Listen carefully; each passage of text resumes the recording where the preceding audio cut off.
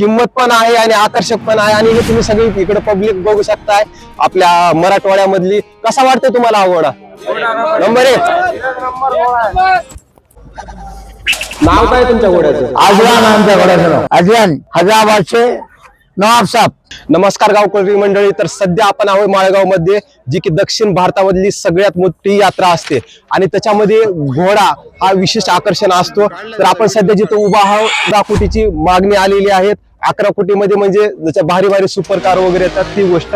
तर आपण जाणून घेऊया की 11 कोटी किंमत असण्याच्या मागलचं कारण काय. तर तुम्ही मला सांगा की या घोड्याची जात कोणती आहे? मारवाड. मारवाड, जी की आपली भारतीय जात आहे. भारतीय जात. तर आता ह्याचा 11 कोटी किंमत असण्याच्या मागलचं कारण काय? तुम्ही 50 कोटी मालक येत नाही.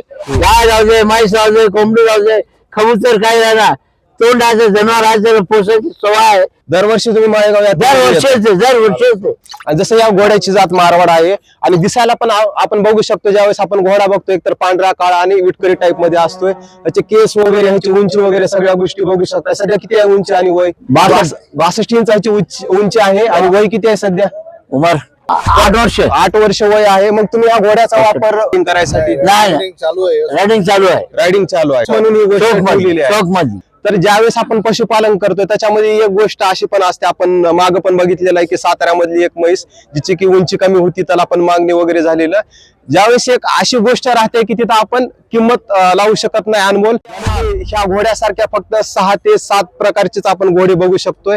तर अशा प्रकारचं किंमत पण आहे आणि आकर्षक पण आहे आणि हे तुम्ही सगळी इकडे पब्लिक बघू शकताय. आपण सगळे शेतकरी आहेत, बरोबर? आणि माझं चॅनल आहे गावकरी कम्युनिटी.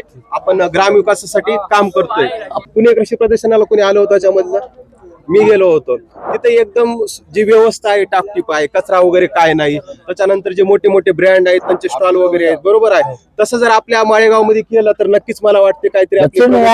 फक्त आपण मनोरंजनाच्या हिशोबाने इथे येतोय, पण तेच जर प्रॉपर केलं तर आपली जी पिढी आहे सध्याची त्यांना पण फायदा होईल असं मला वाटतं. त्याच्यावर तुमचं मत सांगा. नक्कीच फायदा होईल जर शासनाने याच्यामध्ये लक्ष घालून अजून सुविधा पूर्व इथं हे केलं तर त्याच्यामधून आपल्याला विकासाला सुद्धा चालना मिळेल आणि अर्थव्यवस्थेला आपल्याला थोडाफार फायदा होईल.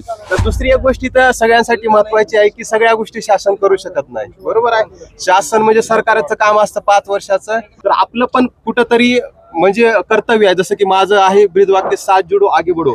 जोपर्यंत आपल्यासारखे तरुण शेतकरी एकत्र येणार नाही तोपर्यंत आपण प्रगती करू शकणार नाही. काय वाटते तुम्हाला? बरोबर आहे की ह्या घोड्याची किंमत, त्याची उंची जे पण दिसण्याच्या बाबतीत आहे, पण ह्याचा जे खुराक वगैरे असते सगळ्यात मेन असतं फीड. त्याच्यामध्ये काय काय गोष्टी करतात ते आपण जाणून घेऊया.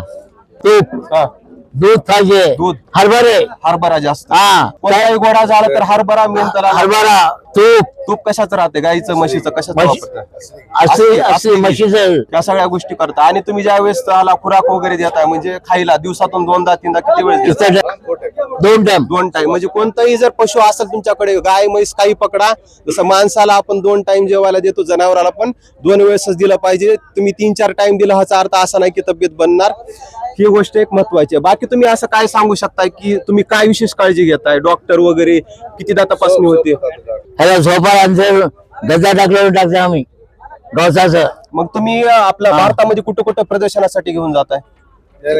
महाराष्ट्र में सिर्फ माळेगाव वगैरे. बाकी तुमच्याकडे कोणती आहे अजून घोड्याच्या जाती आहेत? वो कौन सी है छोटी वाली?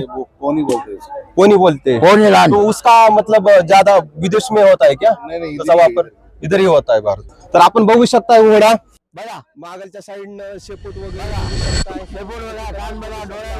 आणि इकडच्या साईडनं पण मला अजून पण आपल्या जनतेला प्रश्न विचारायचे आहे. काय वाटते तुमचं आता इतकी वर्ष झालं तुम्ही शेती वगैरे करताय?